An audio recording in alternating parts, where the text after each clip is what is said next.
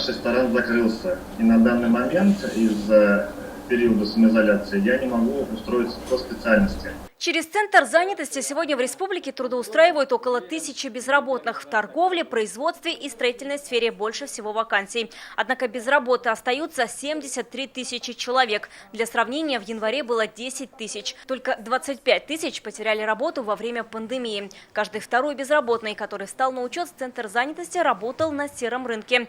То есть в период пандемии они могли рассчитывать только на господдержку. Пик у нас был 6 мая, мы фиксировали по 15 тысяч. Тех, кто подавал граждан и становился на учет по безработице. Конечно, сегодня ситуация коренным образом меняется. Мы наблюдаем спад уже в течение где-то 3 недель.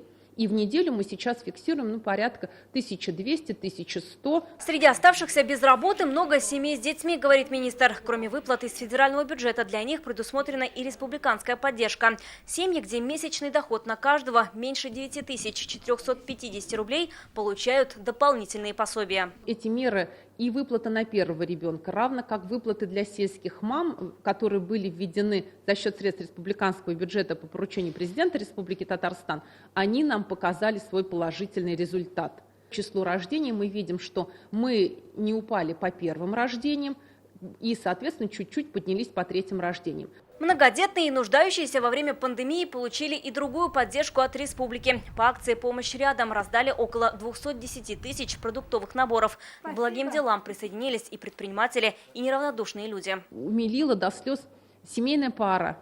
Оба пенсионеры одинокие, так получилось, у них нет детей, старший сын погиб. 300 масок. Они сшили 300 масок одноразовых, и вот когда на первом этапе были сложности, направили их, принесли к нам в министерство, и мы их отправили в семьи, многодетные семьи. Кому и какие пособия и выплаты положены, скоро можно будет легко узнать на едином сайте. Новую платформу должны разработать к концу года. Вероника Гайнудинова, Ильшат Мухаметов, ТНВ, Казань.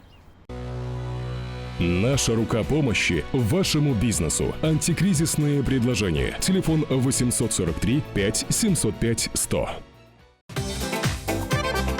Көтелмәгән кунак көттөреп кенә интернет челтәрләренә дә килеп җитте.